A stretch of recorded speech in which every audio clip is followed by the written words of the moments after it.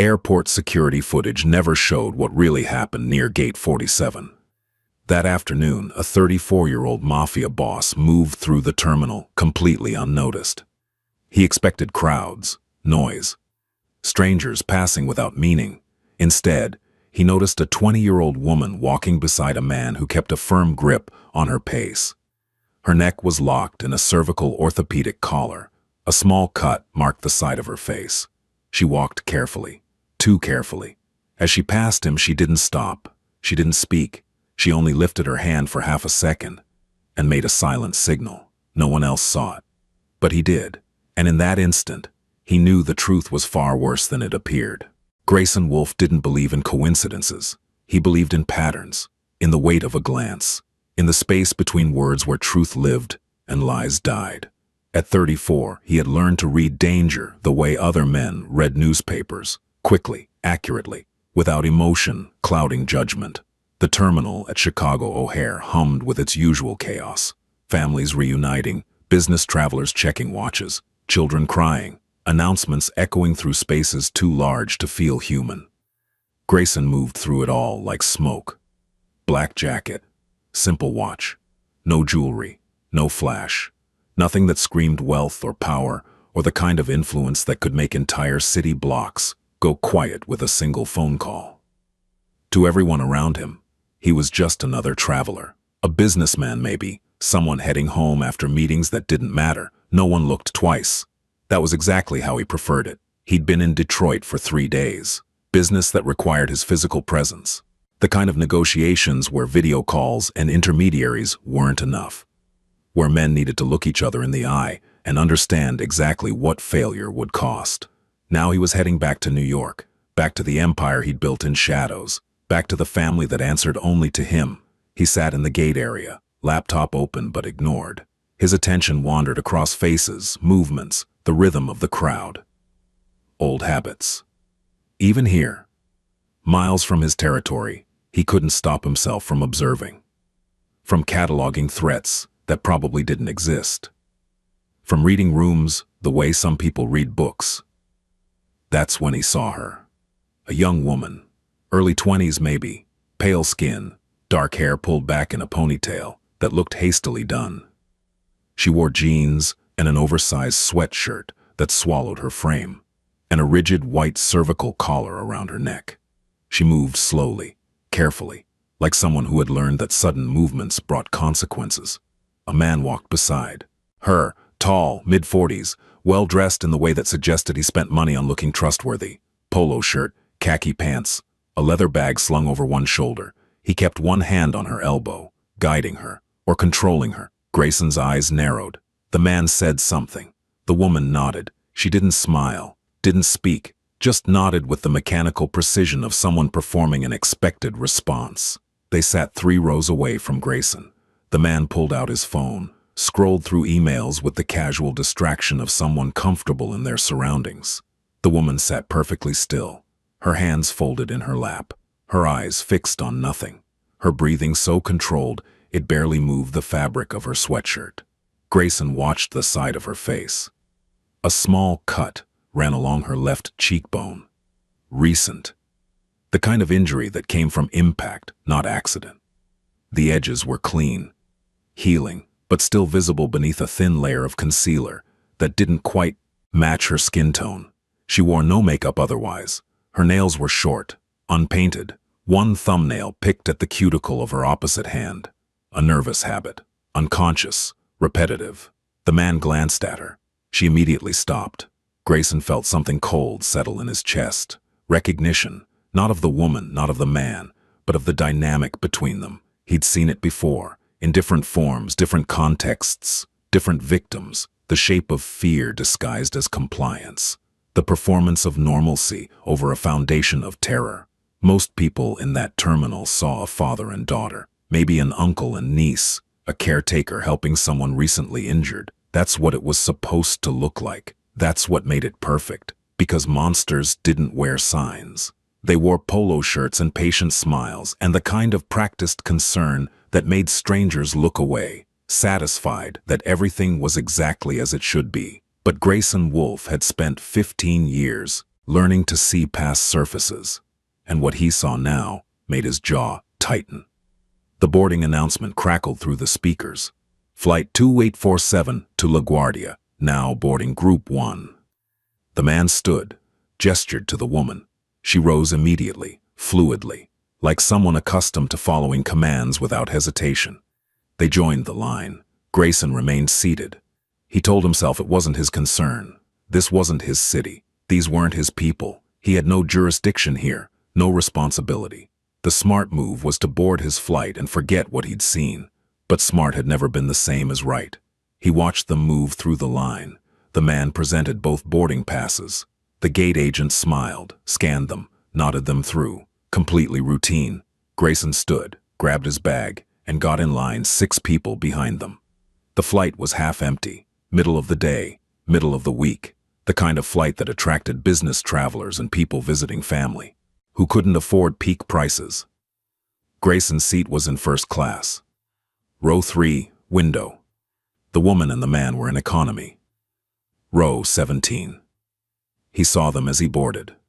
She sat by the window. He took the aisle. The middle seat remained empty. Before takeoff, the man stood, walked to the bathroom, left the woman alone for the first time since Grayson had seen them. Grayson didn't hesitate. He moved down the aisle. Casual, like he was checking the overhead bins for his own luggage. As he passed row 17, he glanced down. The woman stared out the window. Her reflection showed in the glass. Her eyes were red-rimmed, exhausted, like someone who had cried recently but couldn't afford to cry again. Grayson stopped. "Excuse me," he said quietly. She turned, startled. Her hand immediately went to the collar around her neck, a protective gesture, instinctive. "I'm sorry to bother you," Grayson continued, his voice deliberately gentle. "I noticed your injury. Are you all right? Do you need anything?" For just a second, something flickered in her eyes. Hope. Or maybe recognition that someone had actually looked at her, really looked, then it died. She shook her head. "I'm fine, thank you."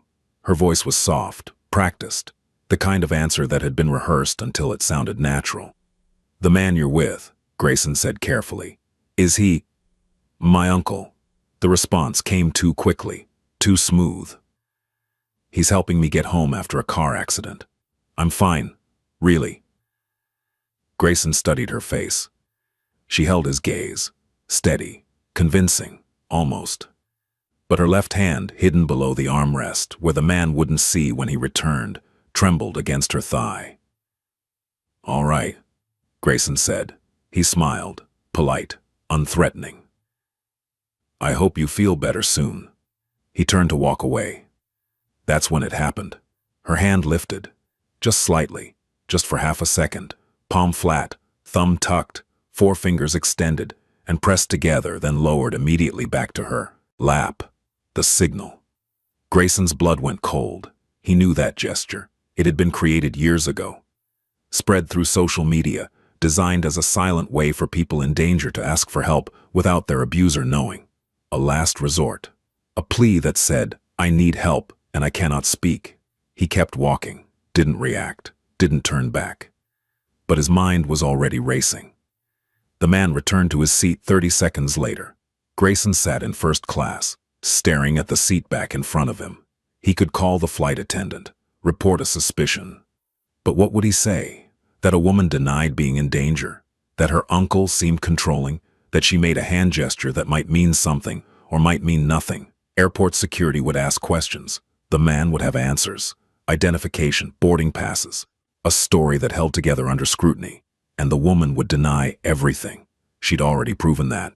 Because that's what victims did when their abuser was within earshot. When escape felt impossible.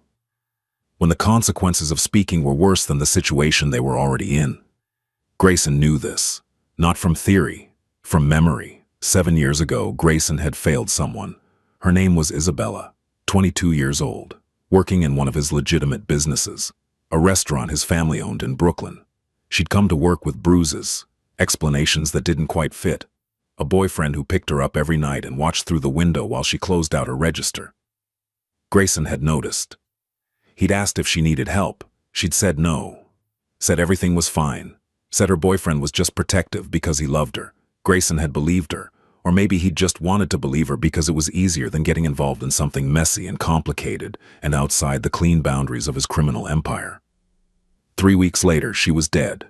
Her boyfriend had beaten her to death in their apartment. Neighbors had heard screaming. No one called the police until it was too late. Grayson had gone to her funeral, had paid for it actually. Anonymous donation. It didn't matter. She was still dead. And he'd known, he'd seen the signs. He'd asked the question, and when she'd lied to protect herself, he'd accepted the lie because it was convenient. He'd sworn after that day that he would never make the same mistake twice. That if he ever saw the signs again, he wouldn't wait for permission to act. He would trust what he saw over what he was told. The plane leveled off at cruising altitude. Grayson unbuckled his seatbelt. Walked to the bathroom. On the way back, he paused at row 17. The man was asleep. Or pretending to be. His head tilted back against the headrest. His breathing deep and even. The woman stared out the window again. Grayson crouched slightly, brought himself to her eye level. "I saw it," he whispered. She turned. Confusion crossed her face. "The signal," Grayson said quietly. "I saw it, and I need you to understand something. When we land, I'm not walking away. I don't care what he's told you. I don't care what you think you have to say to protect yourself. I'm going to help you, but I need to know what I'm dealing with." Her eyes widened. Fear. Panic. "He's not your uncle, is he?" Grayson asked. She glanced at the man, still sleeping, still unaware. When she looked back at Grayson, tears balanced on her lower lashes. She shook her head. Once. Barely perceptible, but enough. "What's your name?" Grayson whispered. "Adeline." She breathed. The word barely made sound. "How long have you been with him?" 3 months. "Is he taking you somewhere you don't want to go?" She nodded. "Does he have your identification, your phone?" Another nod. "Has he hurt you?" Her hand went to the collar, to the cut on her face. She didn't answer with words. She didn't need to. "Okay," Grayson said. His voice was steady, calm. The same tone he used when negotiating with men who held guns and bad intentions. "When we land, stay close to him. Don't do anything different. Don't let him suspect anything changed. Can you do that?" "He'll know," Adeline whispered. "He always knows when something's wrong." "Then make sure nothing seems wrong," Grayson said. "You've been doing that for 3 months. You can do it for 2 more hours." A tear slid down her cheek. She wiped it quickly, checked the man again, still sleeping. "Why are you helping me?" she asked. Grayson met her eyes. "Because someone should have helped you a long time ago," he said. "And because I let someone down once, I won't do it again." He stood, walked back to his seat, and began making phone calls. LaGuardia Airport at 4 in the afternoon was controlled chaos. Grayson deplaned first, stood near the gate, watched passengers file out. The man emerged with Adeline close beside him, his hand on her lower back, steering her through the crowd. Grayson followed at a distance. He'd made 3 calls during the flight, all brief, all coded, all to people who understood that when Grayson Wolfe asked for something, it wasn't a request. Now those pieces were moving into position. The man and Adeline walked toward baggage claim. Grayson hung back, observed. The man was confident, relaxed. He checked his phone, typed a message, laughed at something on his screen. Adeline walked beside him like a shadow.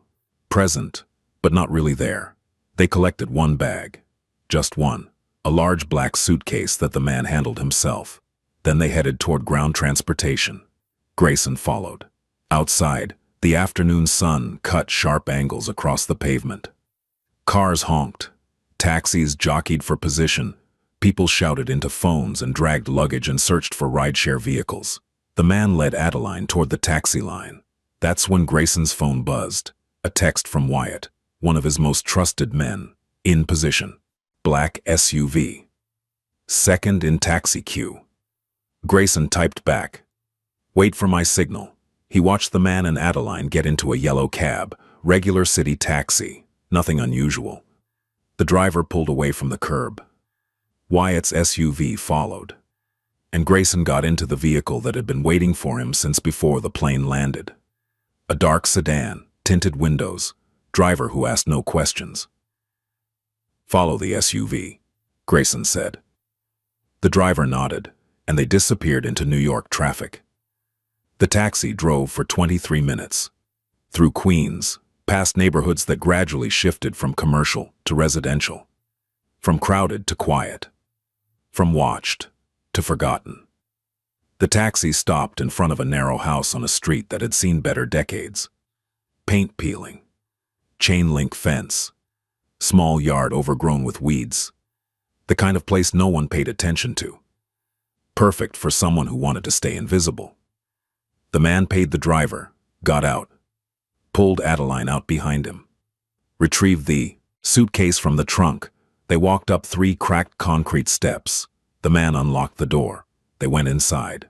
Wyatt's SUV parked 2 houses down. Grayson's sedan pulled up beside it.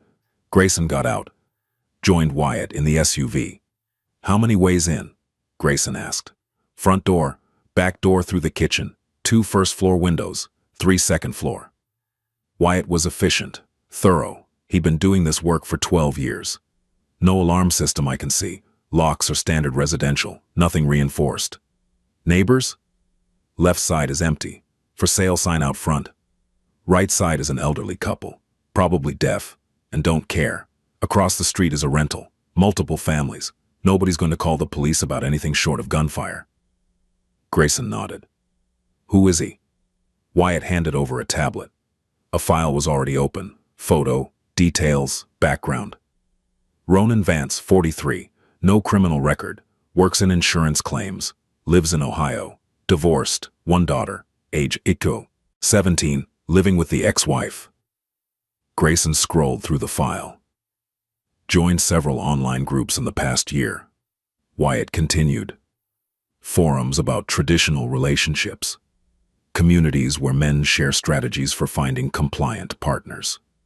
Specifically targets young women from difficult backgrounds. Offers help, housing, support.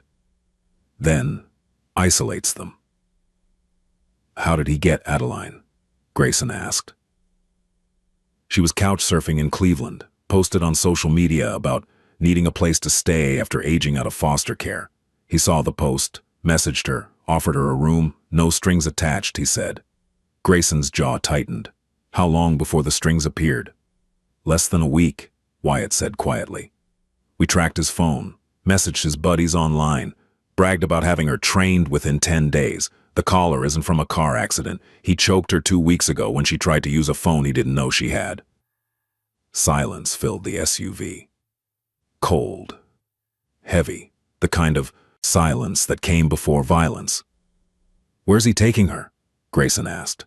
"He just bought a property in upstate New York, middle of nowhere, no neighbors for miles.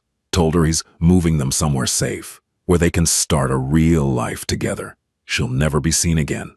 Grayson looked at the house, thought about Adeline sitting inside right now, probably scared, probably wondering if the man on the plane had meant what he said, or if she was about to face consequences for making that signal. "How many men do we have?" Grayson asked. 4, plus us." "Call them in. I want this house surrounded in the next 10 minutes. No one goes in until I say. No one comes out unless I approve it. Understood?" "Understood." Grayson sat in the SUV and made one more call. To a woman named Claire who ran a nonprofit Grayson quietly funded.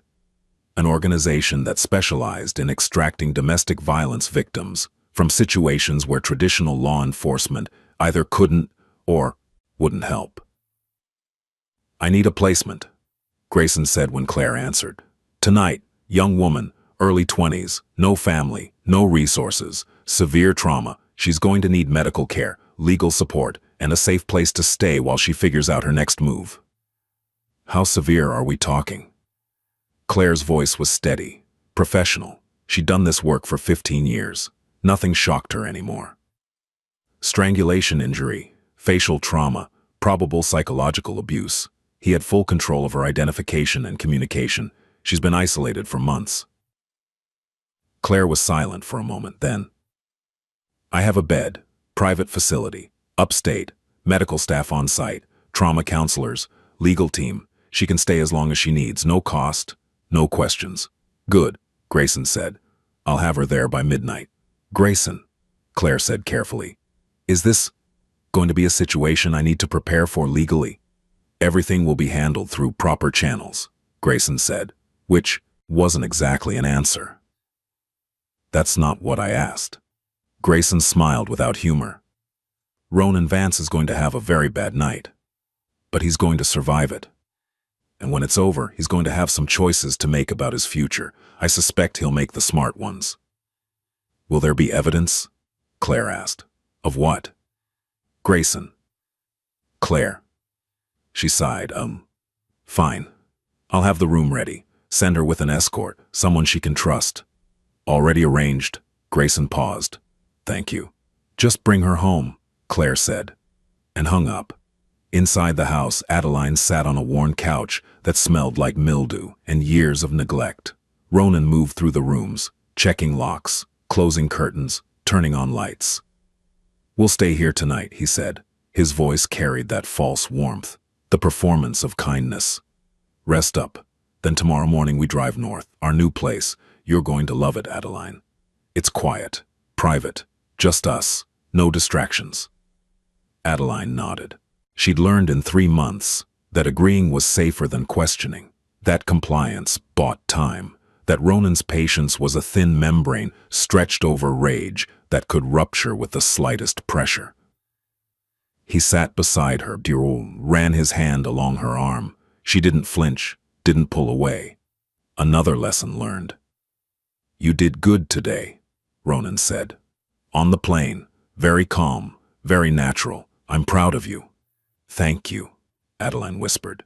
See, this is how it should be. When you listen to me, everything works. When you fight me.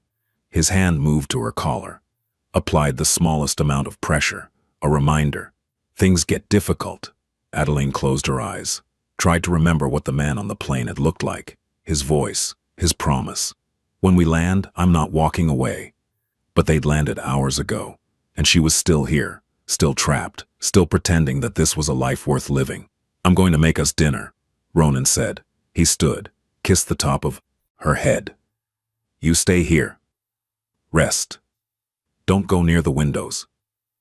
He walked into the kitchen. Adeline heard him opening cabinets, running water, the clang of pots. She sat perfectly still and wondered if hope was worse than hopelessness. At least hopelessness was honest. Outside, darkness fell. Grayson's men moved into position. One at the back door, one at each side of the house. Wyatt and Grayson at the front. They didn't wear masks, didn't hide their faces. This wasn't a robbery. This was something else entirely. At 7:45, Grayson's phone buzzed. A text from the man watching the back. He's in the kitchen. She's in the living room, alone. Grayson looked at Wyatt. Time to knock. They walked up the steps. Grayson rang the doorbell, waited. Heard footsteps inside. Ronan's voice. Who is it? Delivery, Grayson called out. The footsteps paused. I didn't order anything, Ronan said through the door. Package for this address. Needs a signature. Silence. Then the sound of locks turning. The door opened. Ronan stood there, confused, suspicious, his hand still on the doorknob. He looked at Grayson. Recognition flickered in his eyes. From the plane, the man who'd stopped to talk to Adeline. His expression changed. Alarm. He tried to close the door. Grayson's hand shot out, caught the edge, held it open. We need to talk, Grayson said quietly. Get out of here, Ronan hissed. This is private property. I'll call the police. Go ahead, Grayson said. I'd love to explain to them why you have a 20-year-old woman with strangulation injuries locked in your house while you're planning to drive her to an isolated property tomorrow morning. Ronan's face went pale. How did you? It doesn't matter how I know, Grayson said. What matters is what happens next, and you get to make a choice. Ronan tried to push the door closed. Wyatt stepped forward. His shoulder hit the door. It swung open hard enough to knock Ronan back. 3 steps. Grayson walked inside. Wyatt followed. The door closed behind them. Adeline heard voices in the entryway. Ronan's, angry, scared, and another voice, calm, familiar. She stood from the couch, walked to the living room entrance, saw the man from the plane standing in the hallway.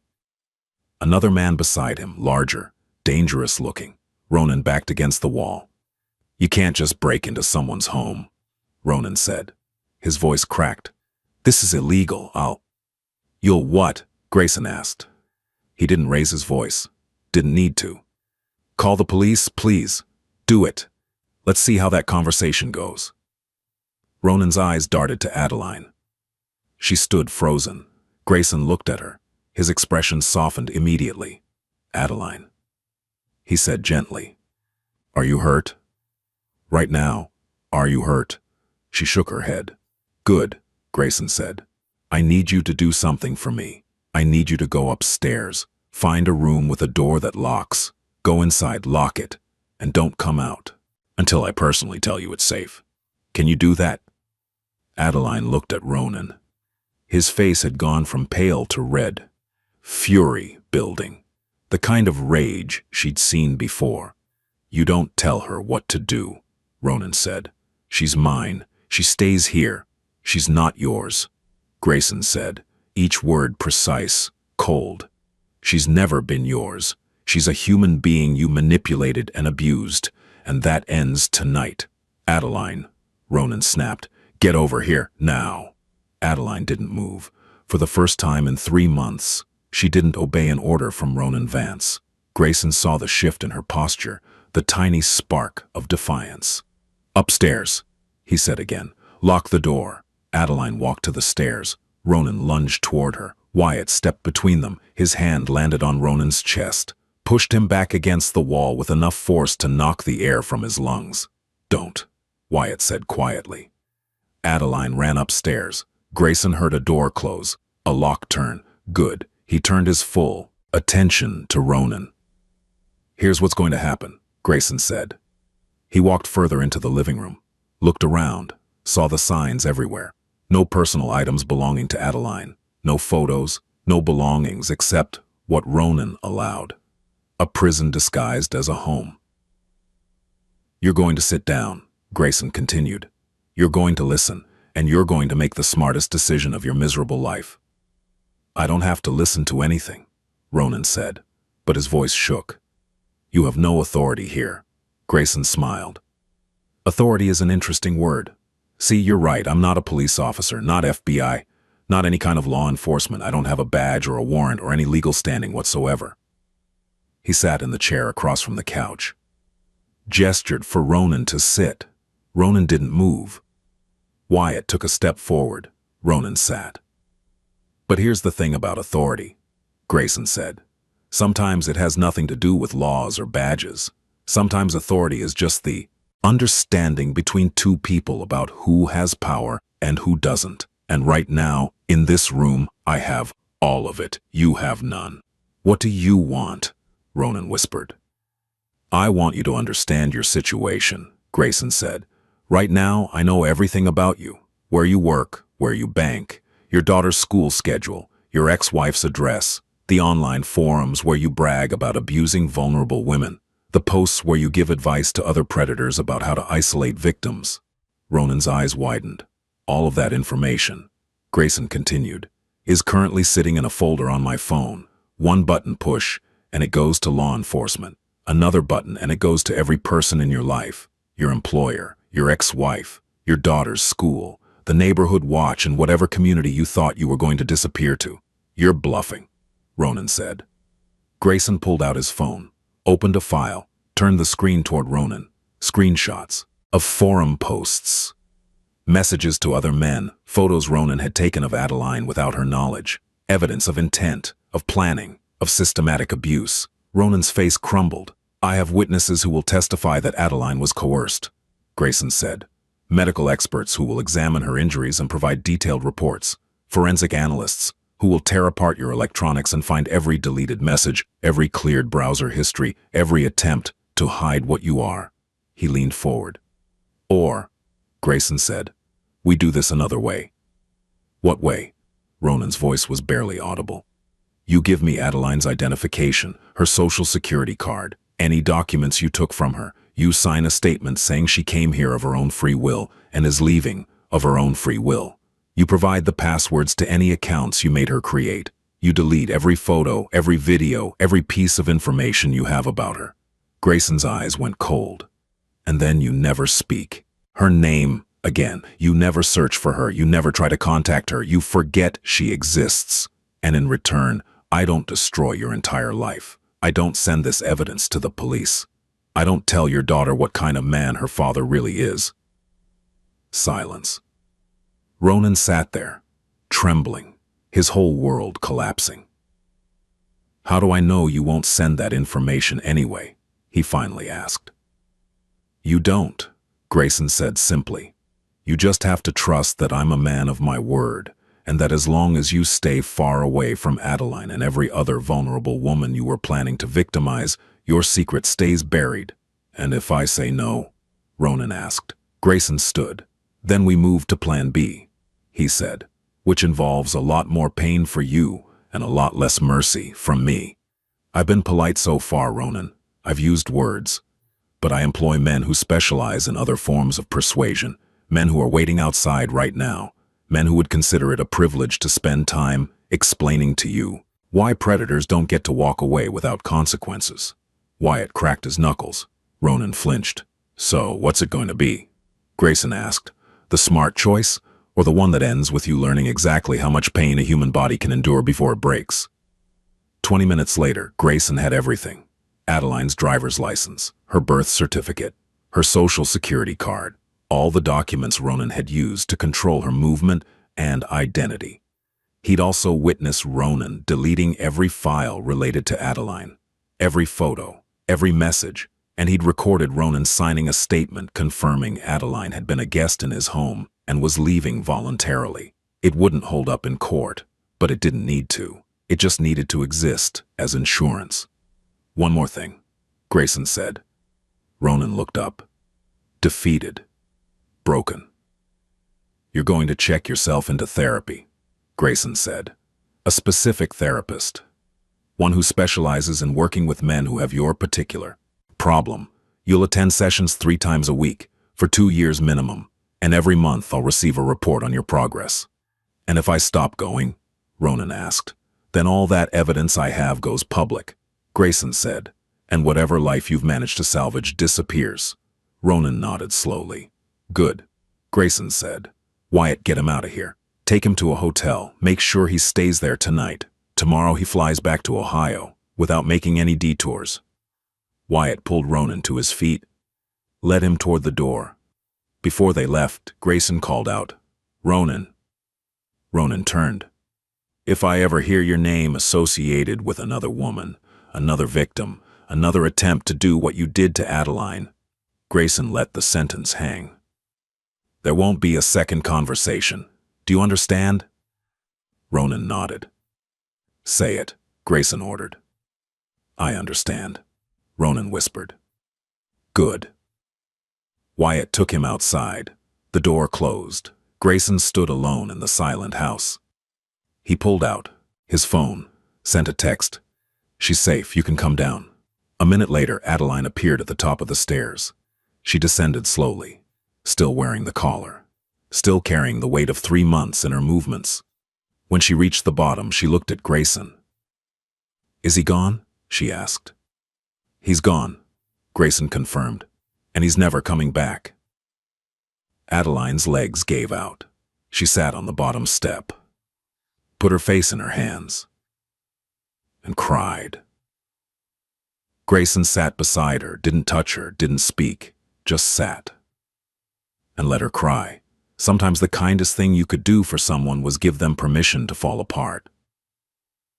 When the sobs finally slowed, Adeline wiped her face with her sleeve. I don't understand, she said. Her voice was raw. Why would you do this? You don't know me. I don't need to know you deserve better than what he did to you, Grayson said. But you risked. She gestured vaguely. Everything, for someone you saw on a plane. Grayson was quiet for a moment. 7 years ago, he finally said, I knew a young woman who was in a situation like yours.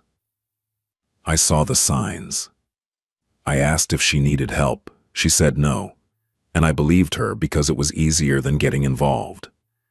He looked at Adeline. 3 weeks later, she was dead, he said. Killed by the man who was supposed to love her, and I've carried that with me every day since. So when I saw you make that signal, I knew I had a choice. I could walk away and spend the rest of my life wondering if you ended up like Isabella, or I could do what I should have done 7 years ago. Adeline stared at him. Who are you? She whispered. Grayson smiled slightly. Someone who believes that power should be used to protect people, not control them. That's not really an answer. It's the only answer that matters right now. Adeline looked around the house. What happens to me now? She asked. I don't have anywhere to go. No family, no money. Ronan took everything. No, he didn't, Grayson said. He took things you can get back, identification, documents. Those are replaceable. What he couldn't take is whatever made you strong enough to survive 3 months with him. Whatever made you learn that signal and wait for the exact right moment to use it. That's yours. And it always was. He stood, offered his hand. I know someone, Grayson said. Someone who helps people in situations like yours. She has a place, safe, private, with doctors and counselors and people who understand what you've been through. You can stay there as long as you need. No cost, no expectations, just time to heal. Adeline looked at his hand. And after that, she asked. After that, you decide, Grayson said. What you want to do, where you want to go, who you want to become, that's all you. But you'll have support, resources, people who actually care about what happens to you. Adeline took his hand, stood. Can I ask you something? She said. Of course. The signal. You knew what it meant. How? Grayson helped her into her coat, the only piece of clothing in the house that actually belonged to her. I make it my business to know things that might save someone's life, he said. Sometimes it's information about enemies, sometimes it's about allies, and sometimes it's about strangers on a plane who need someone to see them. He opened the front door. A car waited at the curb.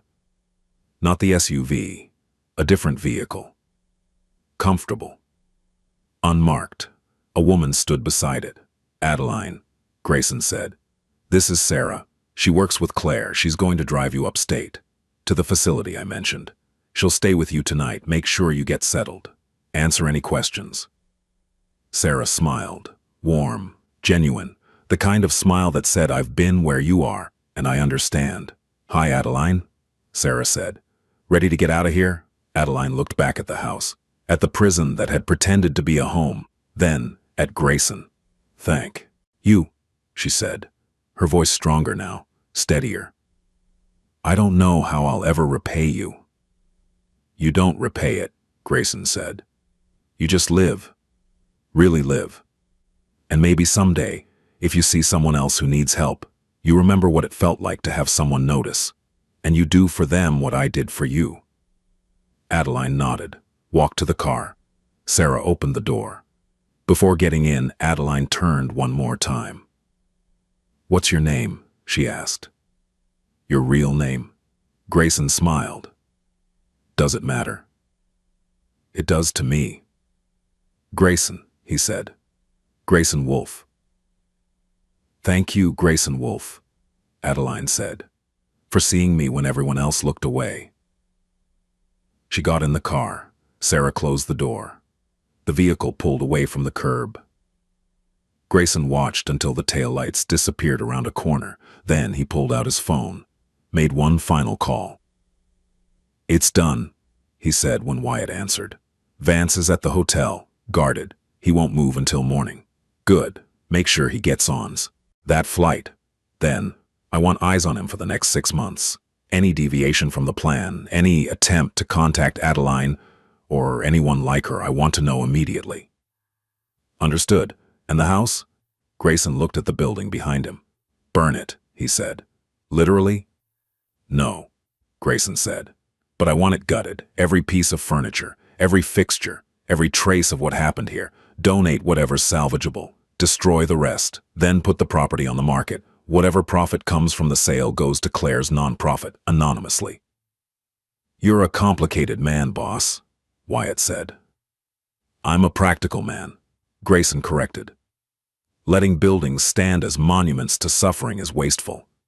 Better to erase it, give the space a chance to become something else. Fair enough. You heading home?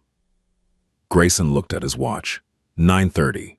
He'd started this day in Detroit, ended it in Queens.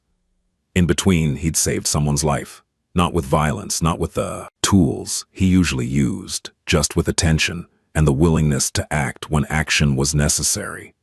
Yeah, Grayson said, I'm heading home.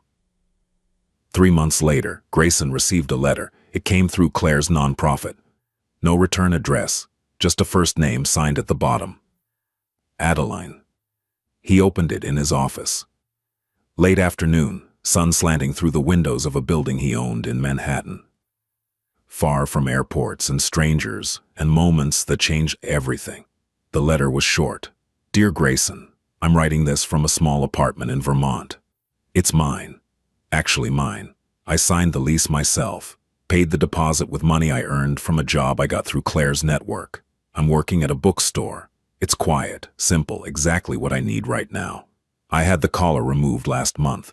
Medically, I'm healing. Emotionally, I'm working on it. Therapy helps, some days more than others.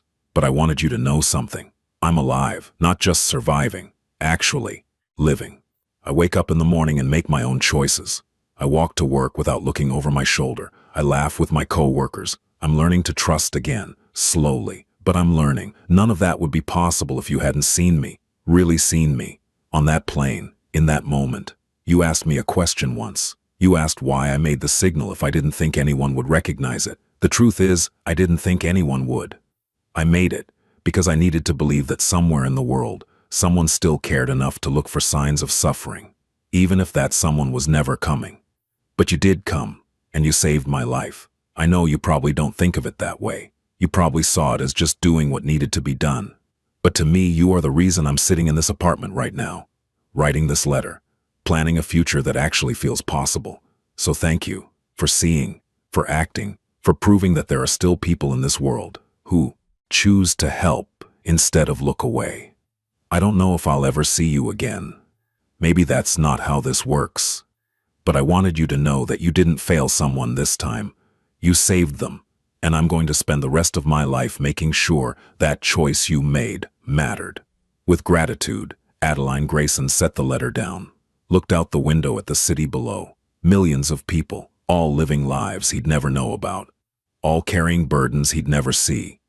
But somewhere in Vermont, one of them was alive, because he'd paid attention, because he'd trusted what he saw over what he was told, because he'd refused to let convenience override conscience. That wasn't redemption. Not really. Redemption would be bringing Isabella back, but it was something, a small piece of balance in a world that tilted too often toward cruelty.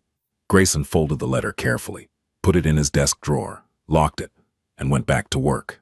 2 years after that day in the airport, Grayson was in Boston, business meeting, quick trip, in and out. He was walking through Faneuil Hall, crowds of tourists, street performers, the smell of food from a dozen restaurants. He heard someone call his name, turned. A young woman stood there, mid-20s now, hair longer, confidence in her posture, a smile on her face. Adeline. I thought that was you, she said. Grayson smiled. Adeline, you look well. I am well, she said. Really well. I'm in Boston for a conference. I work for a nonprofit now, teaching self-defense classes to survivors of domestic violence. That's incredible, Grayson said. It feels right, Adeline said, helping others the way I was helped. They stood there for a moment, the city moving around them, two people whose lives had intersected for the briefest moment and changed trajectories forever. I got your letter, Grayson said. I never responded. I wasn't sure. You didn't need to, Adeline interrupted. I didn't write it, expecting a response. I just needed you to know that I'm okay. I'm glad, Grayson said, and meant it. Adeline glanced at her watch. I have to get to my next session, Ia said, but I'm really glad I ran into you. So am I. She started to walk away, then stopped, turned back. Grayson, she said, The signal, I still teach it. In every class. Because you never know who might need it, who might be paying attention. Grayson nodded. The world needs more people who pay attention, he said. Adeline smiled. Be one of them, she said, and walked away into the crowd. Grayson watched her go, then continued through the hall. Later that evening, on his flight back to New York, he thought about how many people he'd passed that day. How many stories he'd never know. How many signals he might have missed. He couldn't save everyone. He couldn't even see everyone. But he could stay vigilant. He could keep noticing. And maybe, if he was lucky, he'd see the next person who needed someone to pay attention at exactly the right moment. Because in the end, that's all it took. Attention and the willingness to act on what you saw. Everything else was just details.